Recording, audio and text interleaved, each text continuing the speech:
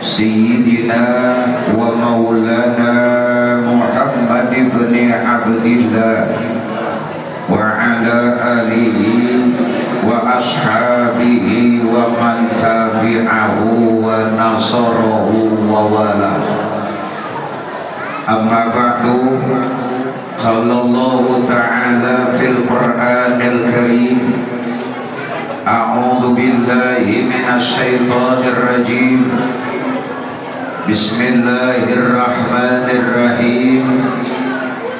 لقد كان لكم في رسول الله أسوة حسنة لمن كان يرجو الله واليوم الآخر وذكر الله كثيرا.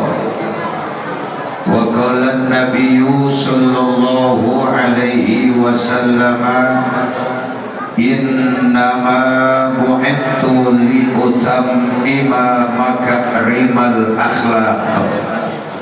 صدق الله العظيم وصدق رسوله النبي الحبيب الكريم، والله أعلم بمراده بذلك.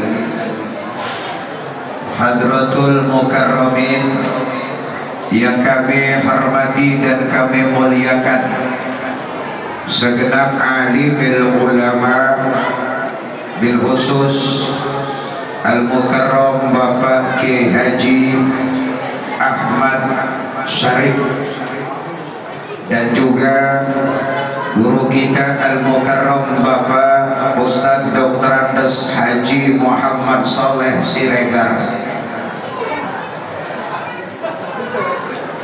yang kita hormati dan kita muliakan pula Al-Mukarram Bapak Ustadz Yayan Madzani dan Al-Mukarram Bapak Ustadz Dr. Andes Haji Musrid, serta qari kita yang baru saja melantunkan pembacaan ayat-ayat suci Al-Qur'annya, Al-Mukarram Bapak Ustadz Mukmin Nur Aziz,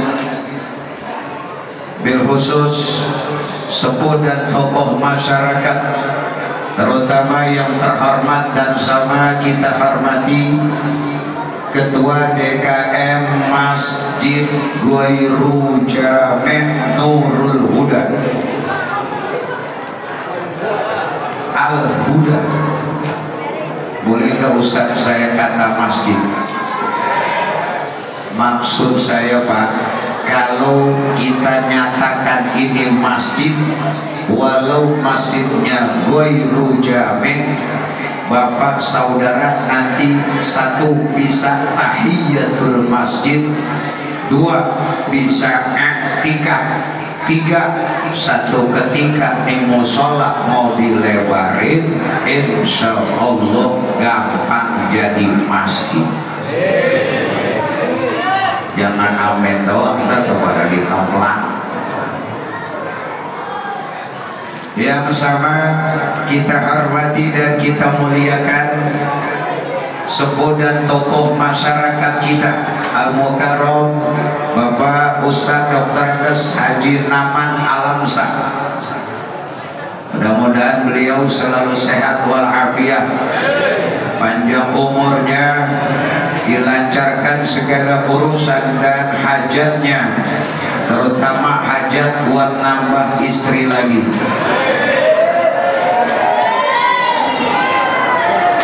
Kalau lurah bininya satu, kalau camat kudunya bininya dua, ustad bininya masih satu, kalau udah jadi kiai bininya kudu.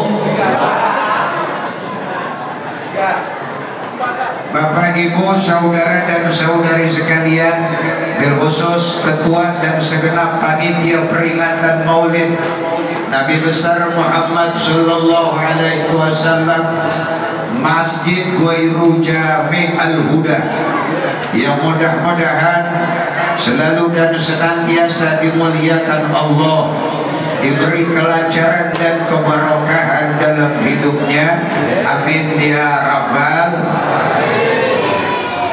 beli rumah di Jembatan 5, celana kapolsek nyangkut di besi, ceramah kagak boleh lama-lama karena besek takut basi. Jam 10 kelar. Setuju? Lentar kalau mau nyelang lanjutin, ntar DKM jadi nikah lagi saya lanjutin.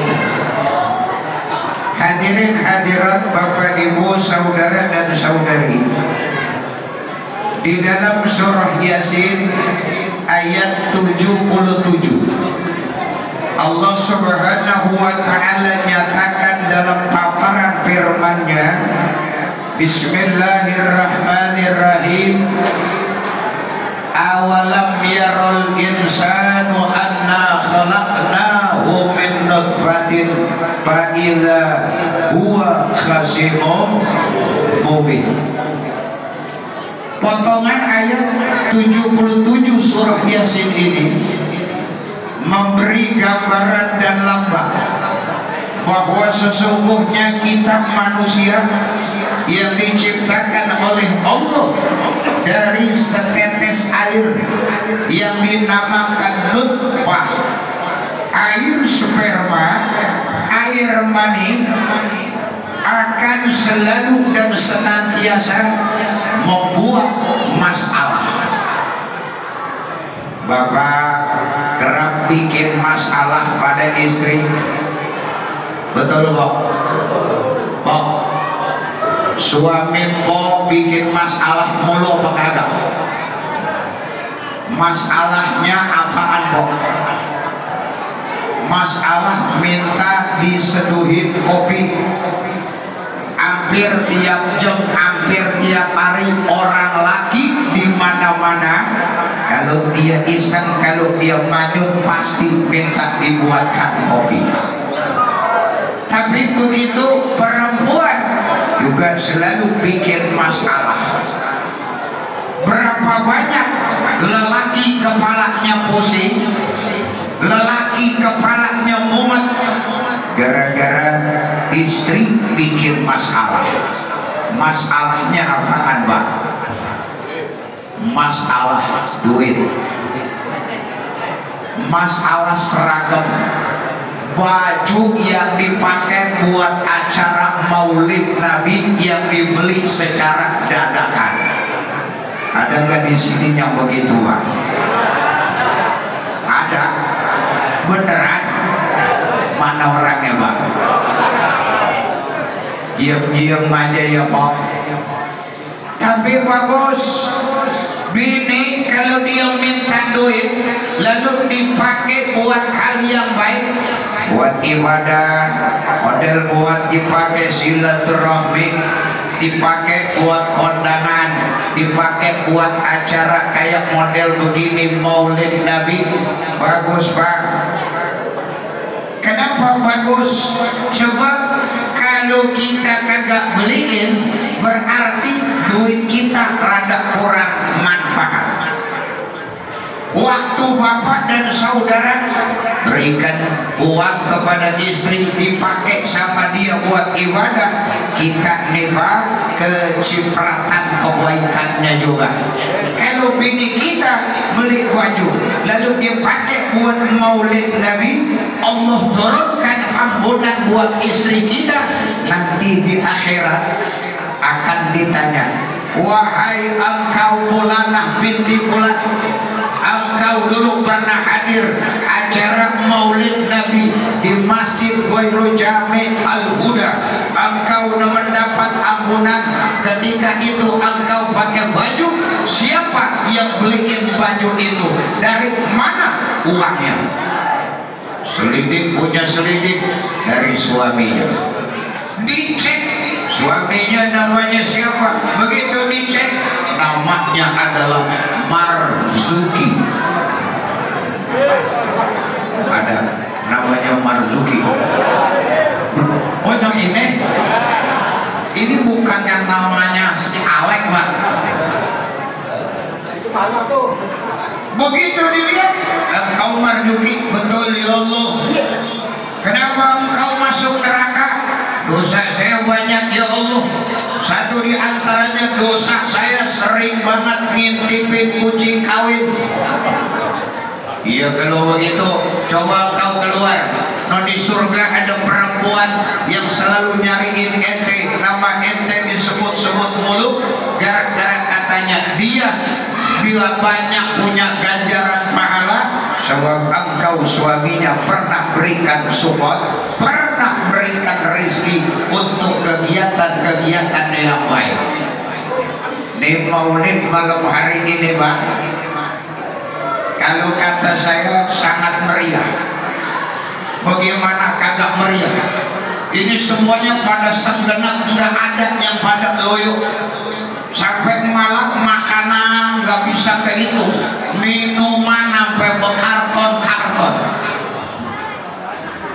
Ini yang ngamal, jangankan dia satu karton sodakoh air, satu pisang dia sodakoh air. Bapak cuma ngegeser satu botol karena teman belum dapat, sudah dapat ganjaran. Bagaimana ceritanya? Begini Pak, kata Rasul, adalu alal khairi kafa'ilihi, orang yang menunjukkan kebaikan nunjukin doang, dia akan tetap dapat ganjaran kayak orang yang melakukan kebaikan. Kita bang kagak sholat duha. Ada orang asing datang kemari nanya, Assalamualaikum Ustaz Musrin, mau nanya masjid di mana, musola di mana, diunjukin. Begitu kita unjukin tuh orang masuk masjid ngambil air wudhu lalu sholat sunnah duha, Ustaz Musrin main HP. Tapi gara-gara nunjukin orang tadi ke masjid sampai dia sholat duha, Ustaz Musrin dapat ganjaran yang sama. Adalu alal khairi kafa'il. Bapak nggak sodako, kagak nyumbang di acara maulid Nabi ini, cuman ngegeserin doang seger botol air buat temennya di samping kanan, buat temennya di samping kiri, lalu temennya minum.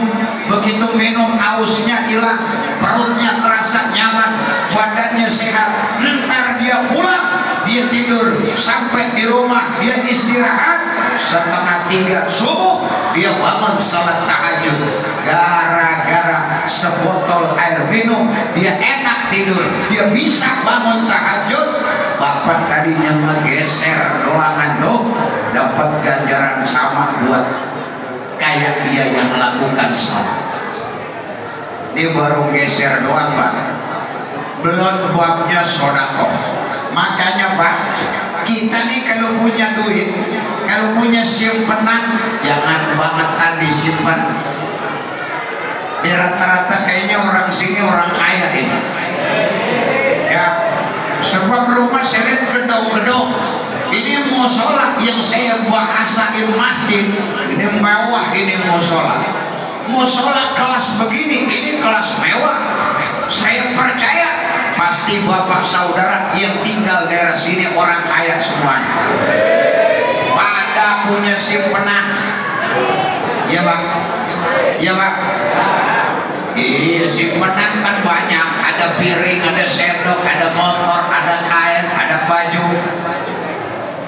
Kita punya duit Bang, kita simpan melulu Bang. Saya mau tanya, emang tuh duitnya kita simpan bakalan berguna apa kagak?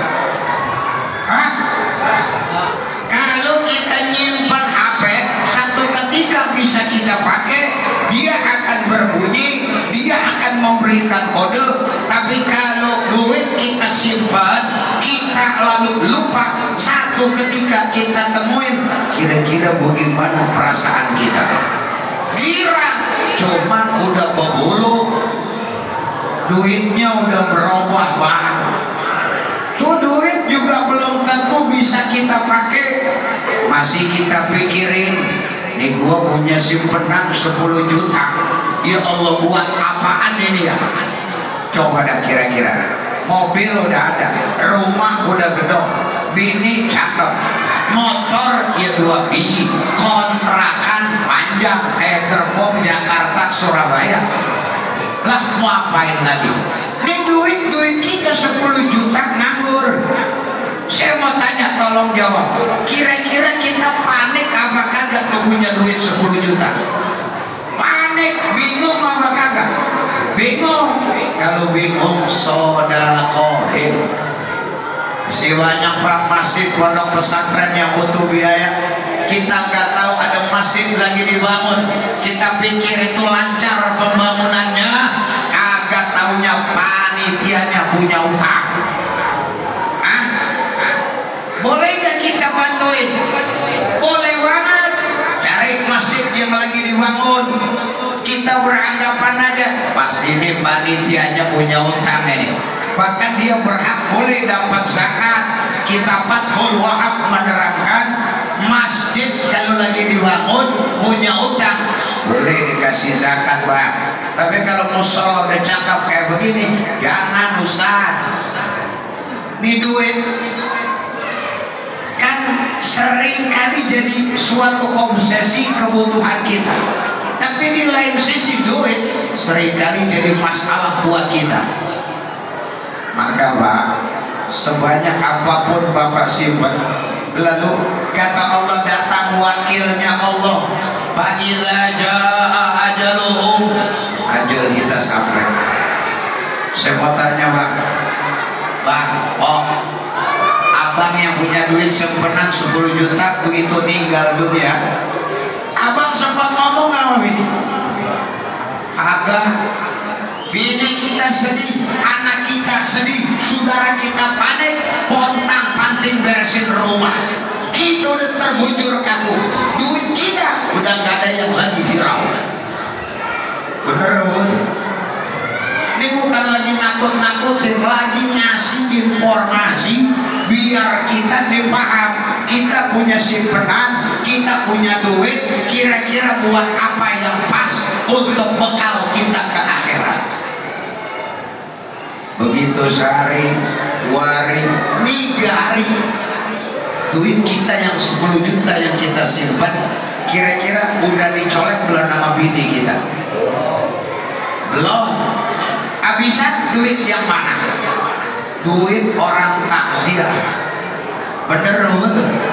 Ditongeng sambil ngobrol deh, saudara bini kita, kata poipar kita, kata adepar kita, pokok nanti 7 hari abang bagaimana launya. Loh, duit kita belum kecolek, kitanya udah masuk ke dalam tanah, udah terbujur kaku kitanya. Dapat dah 7 hari. Begitu 7 hari selesai, apa yang dikotak-katik Pak? Pak, ini kita calon mati nih, kudu kita pikirin apa yang dikotak-katik. Baju kita, kain sarung kita, sorban kita, celana dalam, kaos dalam, pakaian kita, baru dicolekin sama bini kita. Pak, ini abang kainnya nanti mau disedekain kemana ya?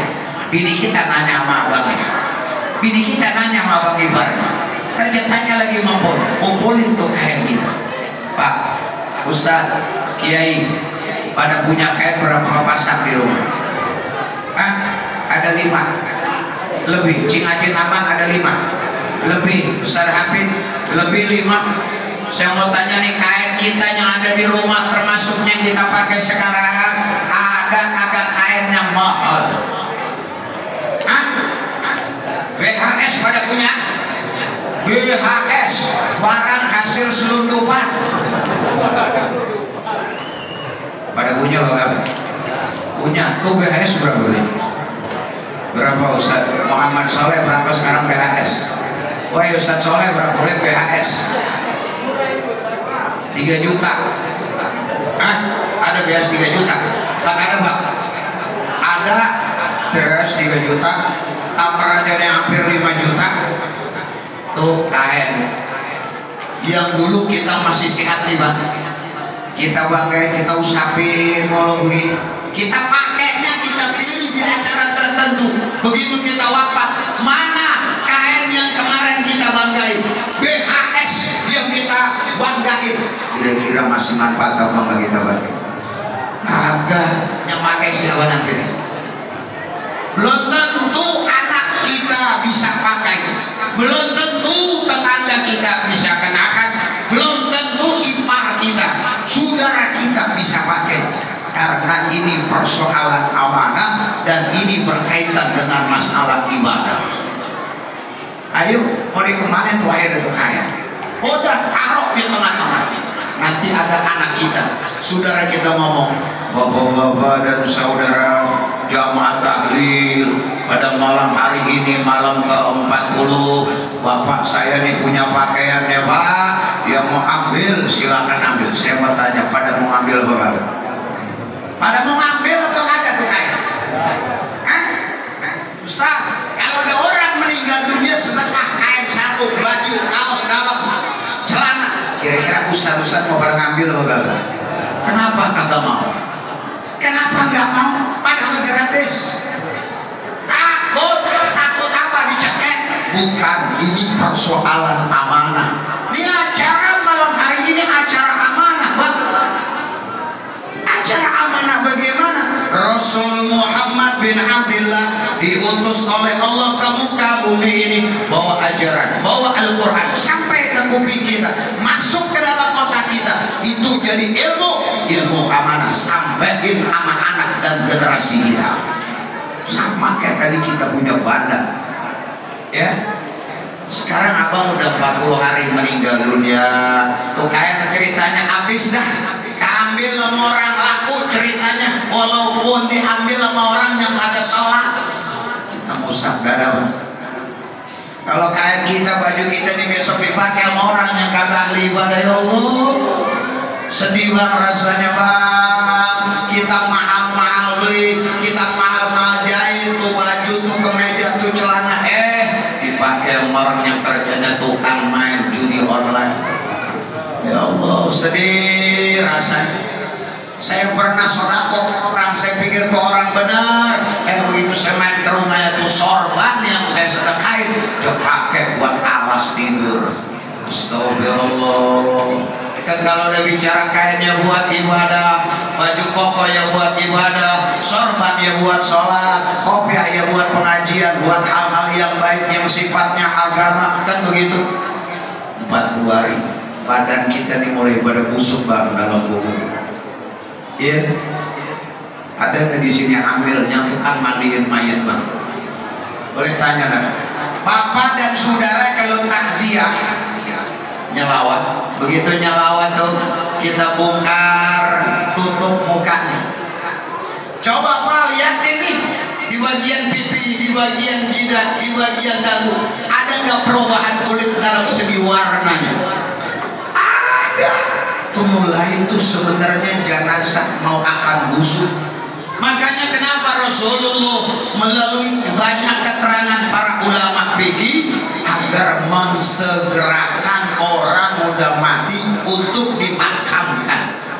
Jangan lama-lama di rumah. Bukan artinya jangan lama-lama ntar dia bangun lagi hidup lagi. Bukan. Ini persoalan bahwa kita kalau udah nggak punya roh, udah mati, udah jadi mayit alias bahasa Indonesianya bangkai, kita ini bakalan mulai busuk. Mulai busuk kan? Ada orang meninggal dunia 2 hari 2 malam nggak diketahui baunya luar biasa karena kita makan apa aja, kita minum apa aja, darah kita amis. Ini kita besok 40 hari Pak, busuk nih kita Pak, semua nih hancur.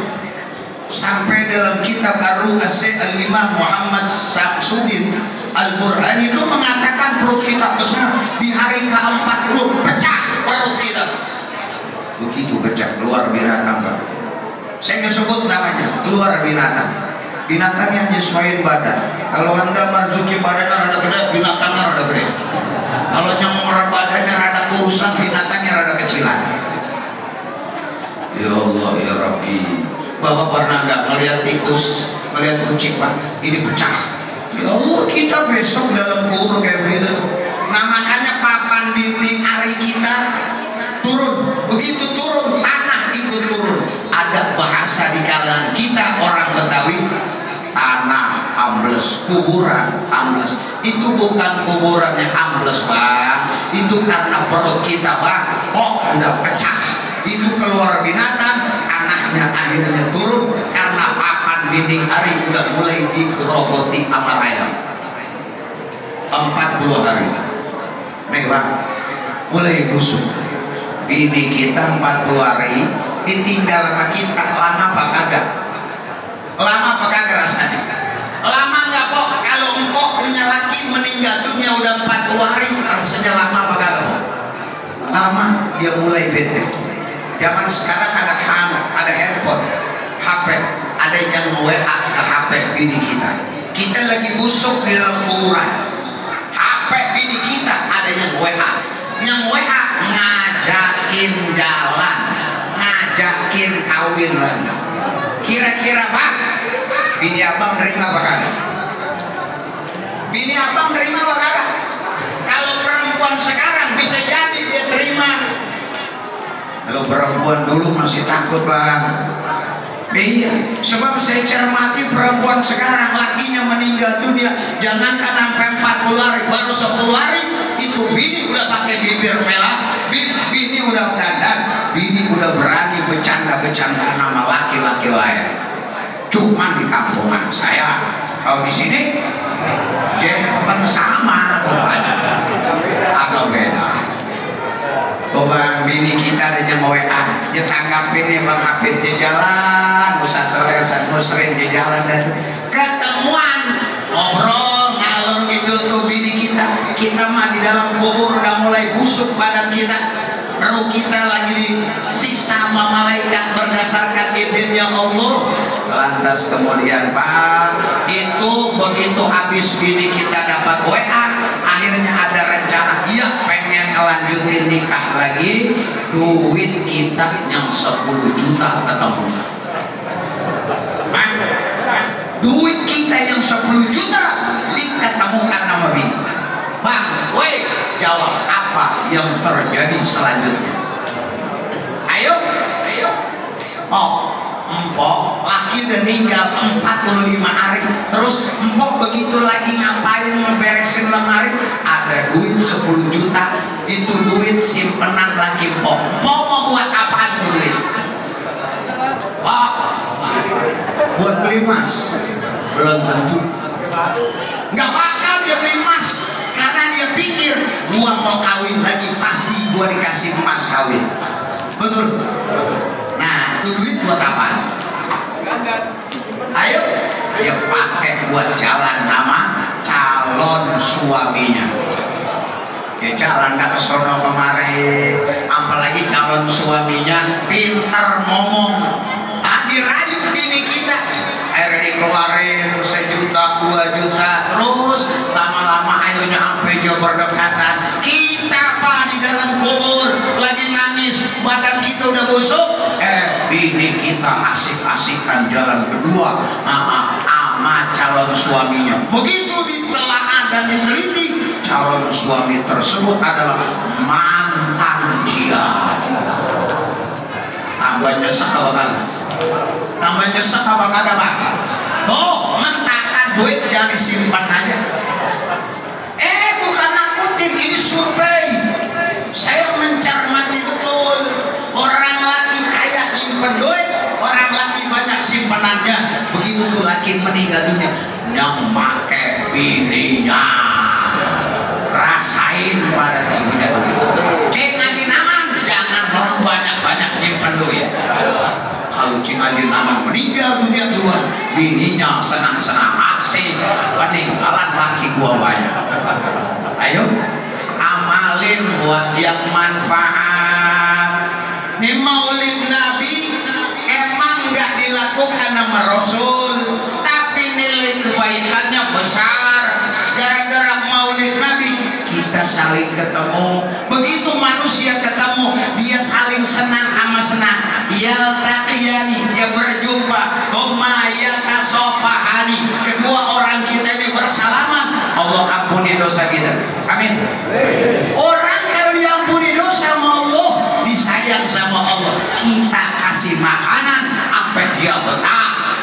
biasanya kasih minuman tuh yang sodako buat acara maulid Nabi dapat ganjaran sejumlah orang yang hadir di tempat ini. Amin. Itu baru air dan ini baru permulaan, Bang. Ntar ada di sini ada lagi. Ntar ada tukang toprak liwat, tukang nasi goreng liwat doang.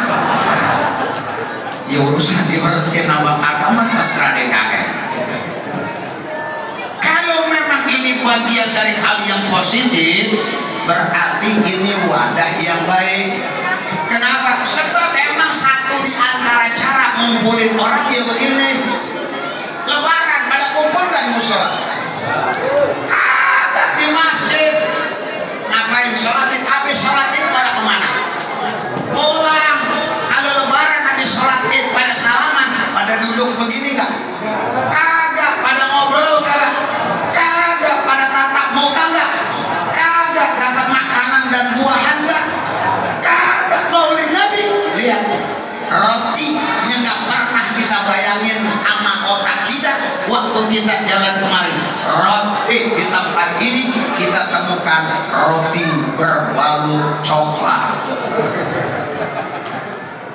Lebaran ada nggak roti berbalut coklat? Kagak ada. Anggur hijau ada apa kagak? Ada di rumah orang tertentu. Kalau di sini lihat bebas. Entar abang rapi acara, buah masih ada di depan, halal, ambil. Jangan diem aja, ambil. Itu makanan orang-orang soleh, yang di depan orang-orang soleh semua. Amin. Kata Rasul, ta'amus solihina shifaun. Makanan orang soleh, orang baik, shifaun, obat. Oh, ada jeruk, ya, ada apel, ada anggur, ada roti, ada kopi segelas belum diminum. Minum.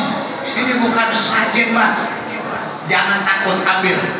Malu, nyolong boleh malu. Ini bukan nyolong.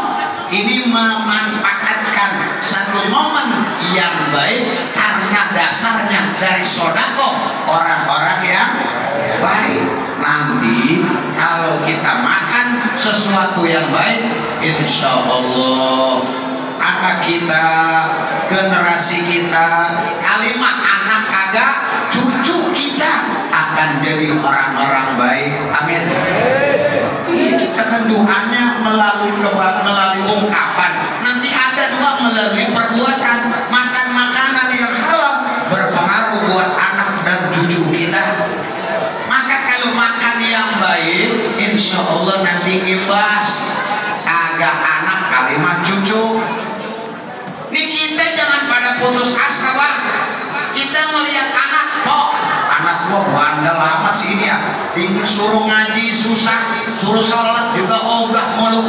Kerjaannya main HP sampai subuh. Begitu adzan subuh dia tidur. Anak siapa itu, Bang? Anak siapa itu? Anak kita. Betul. Saya semalam, Pak, agak sedikit emosi. Tuh anak kadroh, mohon maaf. Saya bilang, Anda udah jam segini, kok Anda belum pada pulang? Udah 1:30 malam. Ya Allah, udah pada pulang aja. Besok subuh sholat, ente main hadro baca sholawat. Kenapa subuhnya nggak pada mau sholat? Ya, iya. Nih kita nih kadang lalai nih sama anak. Kita sebenarnya lagi dikasih virusnya kotak segi 4, namanya setan gepeng. Alias handphone. Itu nggak di mana-mana tuh kalau udah handphone udah dipegang, ya Allah. Ngobrol juga nggak mau tatap muka. Ya orang tua teman CS ngobrol, satu megang HP, mandang muka apa kagak? Kagak. Kita udah mulai digeser.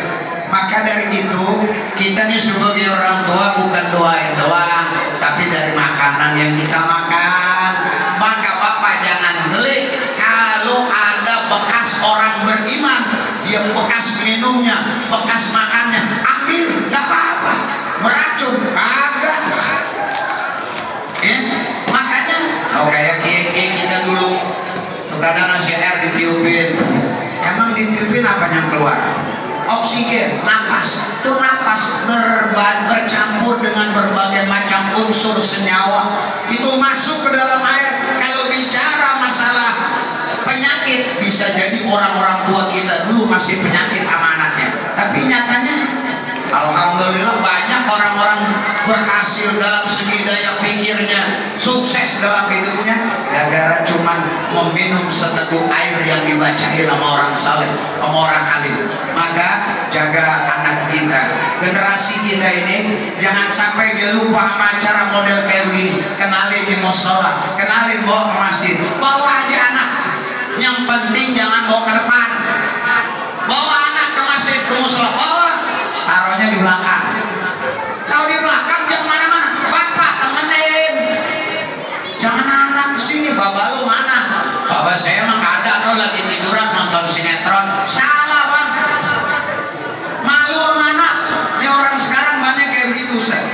Di masjid, di musola, anak ramai, lama kayak tahu. Kita lagi musola juga pada teriak-teriak, bikin tahiyat, ada yang nangis, wah banyak kagak ada. Pak, kalau punya anak kecil tuh ajak sama kita, taruh di samping, jangan di depan. Saat pertama jangan, kedua jangan, tiga jangan. Kalau dia udah penuh semua orang tua, baru kita bawa anak kecil di belakangnya. Kita tuh bocah taruh situ.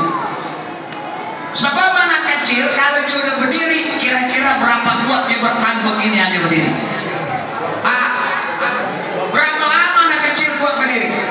Berapa lama cingajin anak? Ustaz, berapa lama? Gak ada yang lama. Imam itu Allahu Akbar, Allahu Akbar kabir terus. Ar-Rahmanir-Rahim, Maliki Yaumin. Bocah udah mulai nih. Dia nengok ke belakang. Ya, tuh baru Maliki Yaumin. Dia mau jalan, adanya di depan pojokan, di samping ada babanya, dia diem aja. Kalian dia begini-begini tuh, ntar dia begini lagi. Ntar dia lihat babanya, apa begitu. Kita yang pas di belakang dia jadi keganggu nggak? Keganggu nggak? Keganggu. Kita yang di belakang dia jadi keganggu bang. Kita ini saya bocah bisa diem mama gini. Susuk nggak kita sholat? Busuk nggak kagak? Kagak. Makanya kalau bapak bawa anak kecil bawa ke masjid, bawa ke musola, berdirinya jangan di depan, belakang, saf kelima, saf keenam. Anak di samping kita pesan diem ya, nggak boleh lari-lari pesan. Ini PR buat kita, sebab selama ini kita menganggap anak kecil boleh bawa ke masjid, ke musola, lalu kita lepas. Bukan itu bang, dia kita bimbing, kita ajarin begini nak, sholat yang tenang. Besok kalau dia gede, dia bisa melakukan hal yang benar. Ini syukur bang nih lamar Jukiah di Masjid Al-Hikmah. Itu kalau sholat biasa ke Jumat, bikinin dah tempat, ada yang jagain DKM, pengurus 3 orang atau berapa, bocah 11 orang, khusus bocah semua. Ada yang nungguin bertiga atau berapa. Siapa yang nungguin? Pengurus. Lihatin tuh bocah, kalau dia nyengir, dia ketawa, dia bercanda begini-gini, biarin. Emang bocah demennya bercanda. Yang penting jangan dia lari-larian. Kita DKM nungguin di bertiga. Rapi imam sholat, assalamualaikum warahmatullahi. Di bocah pesan, jangan lari-larian, pelan-pelan, satu-satu. Dia rapi bubar, sholatnya selesai. Ini 3 DKM bisa nggak sholat jamaah? Bisa. Ini ngamanin pak proses sholat berjamaah yang di situ banyak bocah-bocah kita. Iya, ini kudu jadi masalah PR yang perlu kita cermati. Sebab kalau nggak begitu bapak dan saudara terus kacau. Yuk kita tata pelan-pelan. Kalau nggak begini nih, waduh kacau dah. Lah bocah tahu sendiri, kita kadang nih baru assalamualaikum bocah baru semua. Kita kan gerak-gerak kencang banget bocah. Malah kadang kita nambahin makmum masbuk, imam dan assalamualaikum warahmatullah, kita nambahin serokat, berdiri udah ceritanya. Bocah mah di sono jauh, apa begitu jauh pulang jam muter-muter, liwat di depan kita lagi sholat. Kita tenang usul kagak? Kagak, paling yang liwat itu bocahnya rada bulu, hitam, jelek. Begitu geregetan, kita tahu kebenaran tetangga kita, bawanya musuh kita, tambah kesel kita. Ayo, ya, angkat anak-anak generasi muda kita. Karena ya Allah Pak, bukan dalam segi narkoba, kita udah pada paham dulu yang namanya tahun 90-an jenis minuman keras. Bapak kan pada dengar itu. Sekarang minuman keras udah nggak ditingkatkan lagi. Sekarang ke narkoba. Dulu tahun 90-an narkoba asing. Dulu minuman keras orang pada takut. Bir bintang, wah kayaknya udah bagaimana? Angker bir, pilsiner, angker stout, belum lagi whisky, brandy, Miranda, vodka, Ella, lem iPhone. Beli Ella mana apa lem iPhone? Dulu, sekarang udah nggak zaman bang, orang minuman keras boleh tanya sama para pemain bang. Udah nggak zaman minuman keras. Sekarang nggak pakai dicekokin bang. Kita yang marahin mana HP setan gepeng. Iya. Ya Allah, berapa banyak orang terkesima oleh penampilan di HP ketimbang membaca dan megang Al-Quranul Karim. Ayo jujur jawab nih, Bapak dan saudara, saya mau tanya, jawab jujur. Bapak saudara kalau maghrib, habis sholat maghrib pulang dari masjid musola, ngapain? Nonton HP, nonton TV, apa pegang Al-Quran? Agak siapa-siapa sampai ngaji aja, ngaji guru nerangin dia main HP. Orang kampungan saya, kalau orang sini alhamdulillah kagak ada yang ngaku. Ini dia rata-rata orangnya ringan Pak, ringan ya HP, Masya Allah, tapi madorotnya luar biasa. Iya, malah gara-gara HP orang bisa berantem. Orangnya lagi acara maulid Nabi, dia lagi nyaplok roti, mulutnya mangap, dipotong tengah track. Begitu itu di share di grup, begitu di share di grup, kaget tuh yang lagi tadi makan roti. Ya Allah, siapa ini? Gua lagi begini, dia share, dia foto, di share di grup, sampai kemana-mana. Akhirnya jadi omongan jelek. Kira-kira jadi berantem sama kata. Kalau begitu, HP-nya besok ntar malam cemplungin ke kolong. Yang betul-betul aja. Biasanya yang betul-betul itu yang paling getol. Ya main HP ya. Iya. Sama HP jangan dibawa ke masjid, ke musola kalau wajib sholat. Saya sering Pak, kadang ya Allah, bagaimana ya Bang Hafid, Bang Marduki ya. 2 Jumat yang lalu saya khatib di salah satu masjid. Begitu saya turun khutbah, saya sholat, Allahu Akbar, mulai. Ya Allah, itu HP Pak, mana ada dirinya lagu dangdut. Stop, kagak berhenti. Masuk saya begini, kalau udah masuk masjid ada kegiatan dong, pengajian, apalagi sholat Jumat, HP-nya silent. Ngapa silent? Iya, kalau udah titip sama pengurus, sama merbot masjid, jadi bikin pengurus nih tim nitip HP, 1 HP goceng. Dia ada pemasukan. Lah itu kan masukan lagi tuh buat masjid, buat musola, bener apa betul? Ya daripada begitu berisik, ya Allah ya Rabb. Kan kalau orang lagi sholat, HP berbunyi, nggak nyaman tuh imam. Itu surah An-Nasr, idza ja'a nasrullah, bisa berubah jadi Al-Fatihah gara-gara HP berbunyi. Beneran? Ini ada kejadian Pak, sholat tarawih, Allahu Akbar, ghairil maghdubi alaihim waladdallin. Amin. HP berbunyi, imam lah.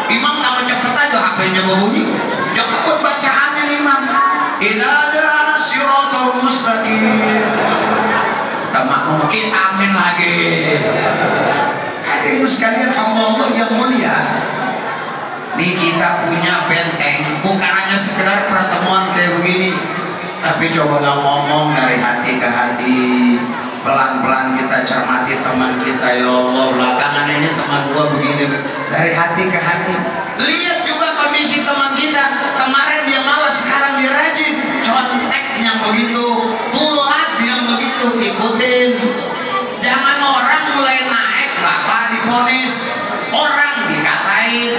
Empok juga sama. Kalau laki udah mulai benar, laki kemarin sholat pakai kaos, sekarang dia berubah pakai baju koko. Oh, empok kasih semangat, jangan katain tuh laki. Jangan kayak orang kampungan saya, lakinya udah mulai bener, pakai baju koko, sholatnya pakai kopiah, dia pakai minyak wangi. Dapat 2 minggu dia pakai sorban, bininya komen, Bang, usai lu kayak apa Bang, turunin ke sorban Bang.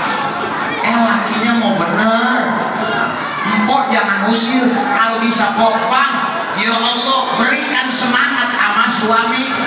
Suami nggak pernah pakai sorban, satu ketika pakai sorban dijempolin bukan, lalu kemudian kita kritik salah. Bapak juga jangan usir sama bini. Kalau bini tuh mulai cakep dandanannya, puji, ya Allah mama cakep amat mama, kayaknya mama balik muda lagi. Apalagi kalau mama nih dandan kayak begini pas malam Jumat mah, bener betul. Alam habis malam giring, habis giring takol palanya, selesai urusan dewan. Orang nakal kan butuh pakai pentungannya kudu keras, jangan pentungan loyok masih dipakai aja. Habisnya udah umur, kalau udah umur cari obat. Kan ada tuh saus diperes, campurin kuning telur bebek, campurin sama aiker. Aiker apa? Air keras, lempeng aja lah. 2 minggu lempeng aja, tanya ke Pok Duki. Ini pelakuan. Hadirin hadirat hamba Allah yang mulia, kita ini merupakan sosok bagian dari makhluk Allah yang diamanatkan sama Allah untuk menorehkan kebaikan. Maka kalau kita punya misi untuk melakukan kebaikan, lakukan dong, sekecil apapun bernilai kebaikan. Supaya apa? Supaya kita nggak terlalu jadi orang yang terbebani. Sebab banyaknya kebaikan dari yang kecil semakin banyak, nanti beban kita berkurang. Nah, orang kalau tak punya beban itu kepalanya pusing, kakinya juga ngobet, pinggangnya cepat panas. Ya Pak? Enak gak kira-kira begitu? Kagak enak, lama-lama ntar kena asam urat. Habis asam urat, stroke nggak lama. Ada stroke, rabeh urusan. Ini kan bapak pinggangnya udah pada panas, saya tahu. Jawab. Lah iya, kaki udah pada pegel. Betul. Kalau didiemin diginiin terus lama-lama kena asam urat. Daripada kena asam urat, terima kasih dan mohon maaf. Wassalamualaikum warahmatullahi wabarakatuh.